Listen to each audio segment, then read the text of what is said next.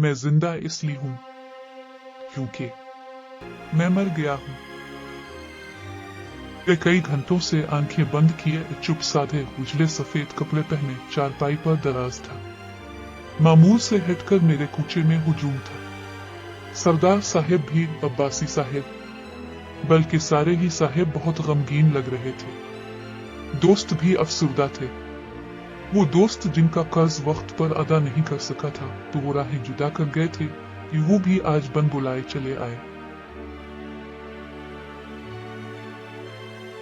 मेरी आखिरी आरामगाह के कुर्बो जवाब में कितने ही वो आशना चेहरे जिन्हें मैं मजनू और दीवाना लगता था मेरे बारे में खैर के किस्से सुना रहे थे। मेरे कारकुन, लीडर, पेशवा, मुकल्लिद और बहुत से अजनबी चेहरे भी मौजूद थे।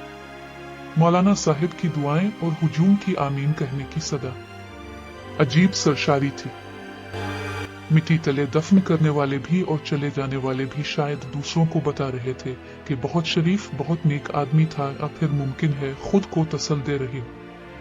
यूं ये समाज की तड़प, फिक्र, नेक ख्यालात और दुआएं मुझे तब नसीब हो रही हैं जब मनो मिट्टी तले दफन किया जा चुका।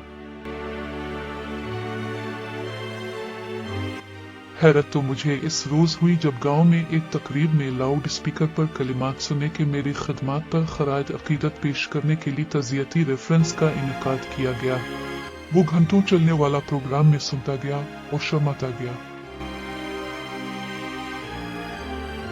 मेरे ख्यालात और सोच को घटिया करार देने वाले, मेरे काम, मेरे किरदार पर लानतान करने वाले, मेरे अफकार पर फतवा जारी करने वाले, मेरी सियासी वाबस्तगियों का तमाशा बनाने वाले साथी, मेरी सफों में मुझे पागल कहने वाले साथी सारे ही मेरे गिन गा रहे थे। वर्ता हैरत में मुब्तला हूँ।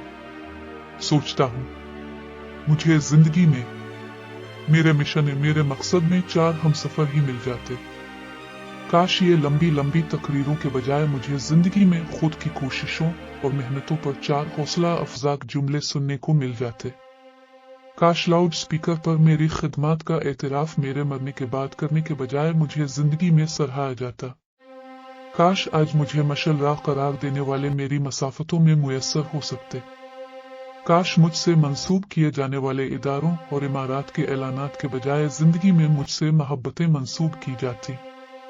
देर बहुत हो चुकी थी। मुंतजमीन को मुबारकबाद मिली। खूब चर्चा हुआ। हाँ, खूब चर्चा हुआ क्योंकि मैं मर गया हूँ। अब मेरी कदर और मंजिलत समाज महसूस करता है क्योंकि मैं मर गया हूँ।